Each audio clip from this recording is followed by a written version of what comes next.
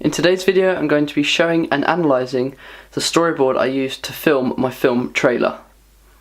Now if we look straight into the first scene, you can see that I've crossed a particular shot out. Now I found it a good way to sort of make the storyboard as I went along before I actually went to film, before I went to go film the trailer, as I thought it would enable me to look at more inspirations in terms of like other trailers, so I could get more of an idea of what I wanted to film. So I've crossed certain shots out that I've maybe thought of twice, so maybe I don't want to do that shot again.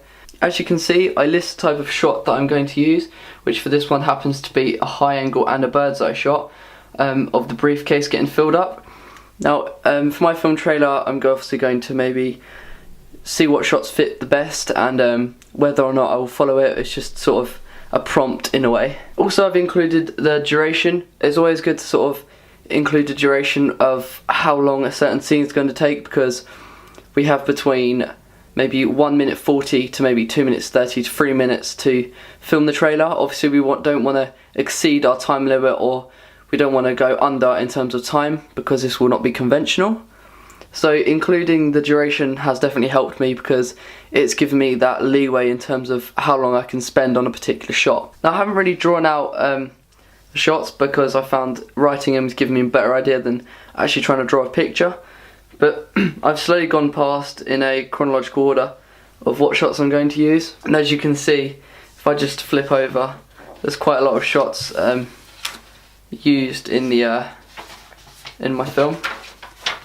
I also took into account what I've seen in professional storyboards. I've also included what type of text and dialogue, slight bits of dialogue that I was going to include within the trailer, as creating a script at the time wouldn't have been very practical, because obviously you might want to change certain things that happen.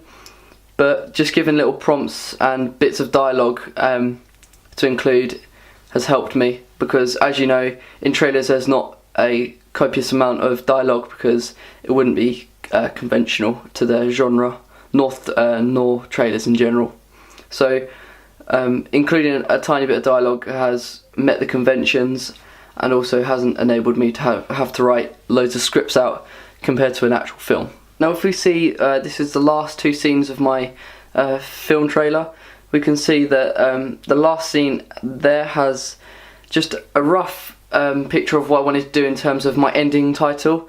Now this is heavily follows the conventions, as you're always going to get the start of the trailer's name or the film's name either at the start or the end of the film, and I wanted to include it at the end of the film so it would keep the viewers their attention on what is happening, and then tell them.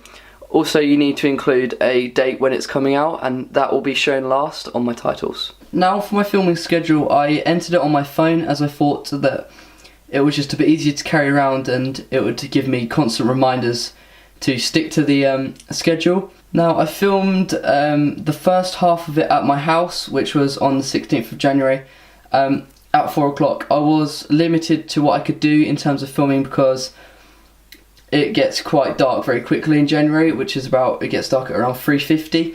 So at 4 o'clock it was dark, and it sort of disabled me from getting the shots I needed outside, which is why on the 17th of January I filmed at the office and one more scene at my house.